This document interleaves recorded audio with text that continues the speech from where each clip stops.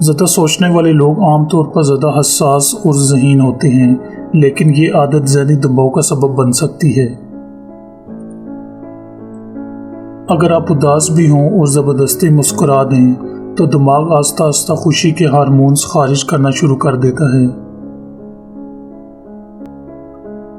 جو لوگ کم بولتے ہیں وہ اکثر گہرا مشاہدہ کرتے ہیں اور زیادہ سمجھدار ہوتے ہیں۔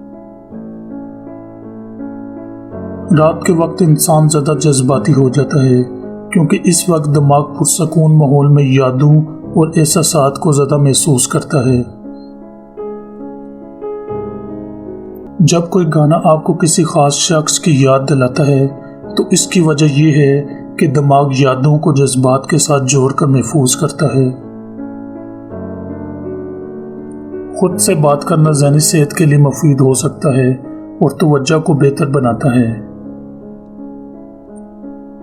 ہم عموماً ان لوگوں کی طرف زیادہ مائل ہوتے ہیں جو ہماری عادات اور سوچ سے ملتے جلتے ہوں۔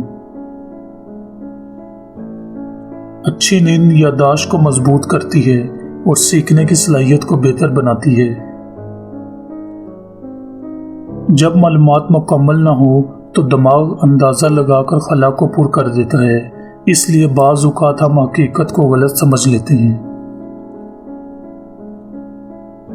اکثر ہم جذبات کی بنیاد پر فیصلہ کرتے ہیں اور بعد میں منطق سے اسے درست ثابت کرنے کی کوشش کرتے ہیں۔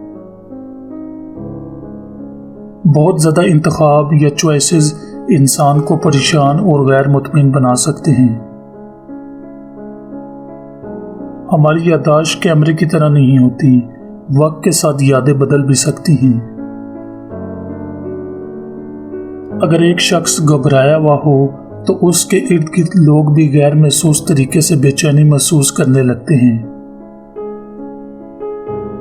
سچی تعریف دماغ میں خوشی کے کیمیکل خارج کرتی ہے جس سے تعلق مضبوط ہوتا ہے۔ آنکھوں میں آنکھیں ڈال کر بات کرنے سے اعتماد اور سچائی کا احساس بڑھتا ہے۔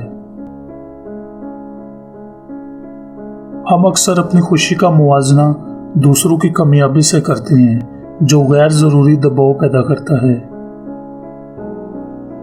موسیقی آپ کے موڈ کو چند منٹوں میں بدل سکتی ہے کیونکہ یہ براہ راست جذباتی حصے کو متاثر کرتی ہے۔ لوگ اکثر نہیں اس لیے نہیں کہہ پاتے کیونکہ وہ دوسروں کی ناراضی یا مسترد ہونے سے ڈرتے ہیں۔